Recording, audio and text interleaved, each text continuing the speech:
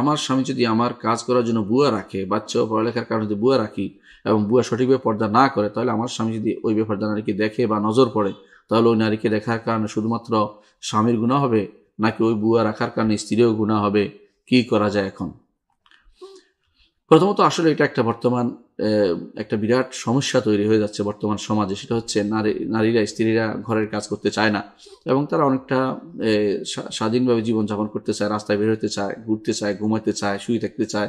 এটা একটা বলতে পারেন এক ধরনের ইয়া দেখানো, সামাজিক স্ট্যাটাস দেখানোর মতো অবস্থা দাঁড়িয়েছে এবং একটা অহংকারের পর্যায়ে পৌঁছে গেছে। এটা কিন্তু ঠিক না। একজন মানুষ তার ঘরের কাজগুলি করবে, এটাই স্বাভাবিক। আমরা যখন বিদেশে ছিলাম তখন দেখেছি আমাদের সকল কাজ আমাদের বউরা করতে পারতো, কোনো সমস্যা ছিল না। এবং যে অনেকেই আজ ইউরোপ আমেরিকাতে যারা আছে তারা নিজের কাজ নিজে করে, কোনো সমস্যা হয় না। এমনকি তারা কাজ করেও বাইরের নিজেরা চাকরিও করে মেয়েরা, তাদের সমস্যা হয় না।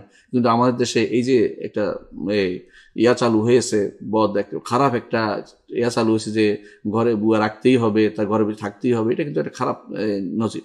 এটা অনেক সময় বললে অনেক জায়গাতে সমস্যা তৈরি হতে পারে, আমরা জানি। কিন্তু বাস্তবতা হচ্ছে এটা, যে এটা আসলে রাখা ঠিক নয়। যদি রাখতে হয় এমনভাবে রাখতে হবে যাতে পর্দার ব্যাঘাত না হয়। অর্থাৎ তাকে রুম দিতে হবে এবং তাকে পর্দা মেনটেন করা বলতে হবে এবং তাকে যেন কাজ করার পরে সে যেন তার রুমে চলে যায়, তারপর চলতে হবে। এবং পর্দার ভিতরে আপনাকেও পর্দার ভিতরে, অর্থাৎ আপনার স্বামীকে পর্দার ভিতরে পর্দা মেনটেন করে শুধুমাত্র ঘরে আসা যাওয়া করতে পারবে। পর্দার বাইরে সে তার বুয়াকে যেখানের মতো দেখে যে দেখবে, চোখ চেহারা দেখবে, মুখ দেখবে, শরীর দেখবে, এরকম কোনো দৃষ্টি পড়লে আপনিও গুনাহগার হবেন, আপনার স্বামীও গুনাহগার হবে।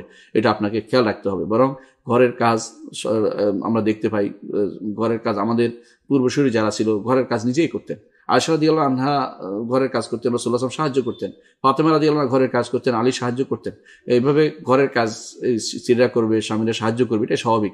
এখানে বুয়ার যে নীতি চালু হয়েছে, এটা আমাদের এই মহাদেশের একটা ব্যাড কালচার এবং এটা অন্যান্য দেশে এখন চালু হচ্ছে। আরব দেশও এই দেশ থেকে নিয়ে যাওয়া হচ্ছে এবং যে সমস্ত কাহিনী আমরা শুনছি সেগুলো আসলে যদি সত্য হয়ে থাকে তাহলে এগুলো দুঃখজনক একটা অধ্যায় মুসলিমদের জীবনে। কারণ মুসলিমদের নিয়ে এক ধরনের খারাপ একটা কালচার তৈরি হচ্ছে, এটা খুব খারাপ জিনিস। এবং অনেকাংশে আমাদের দেশেও এই বুয়াদের নিয়েও খারাপ বিভিন্ন কাহিনী, বিভিন্ন ঘটনা ঘটে যাচ্ছে, যেগুলো অনেক সময় পরিবার ভাঙ্গন তৈরি করছে এবং পরিবারের সমস্যা তৈরি করছে। মূল কারণ হচ্ছে যে একজন স্ত্রী তার অবস্থা সম্পর্কে নিজে অহংকার করা, পরস্পর আরেকজনকে বলা যে আমার বুয়া কাজ করে দেয়, সেও আরেকজনকে বলে ওই ভাবি আমার তো বুয়া কাজ করে, ওই বলতে আমার তো বুয়া কাজ করে। বুয়ারা নিয়ে টেনশন করে। নিজের কাজ নিজে করার চেষ্টা করতে হবে, যত কষ্টই হোক।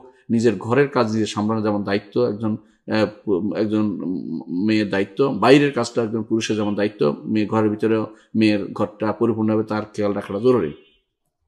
যদি কোনো কারণে অসুস্থ হয় বা রাখতে তার চলছে না বা কোনোভাবে পরিবারের মানুষ বেশি, তাহলে অবশ্যই সেখানে পর্দার ভিতরে রাখতে হবে। পর্দার ভিতরে না রাখলে স্বামীও গুনাহগার হবে, স্ত্রীও গুনাহগার হবে। আল্লাহ আমাদেরকে দিন বুঝার এবং মানার তৌফিক দান করুন।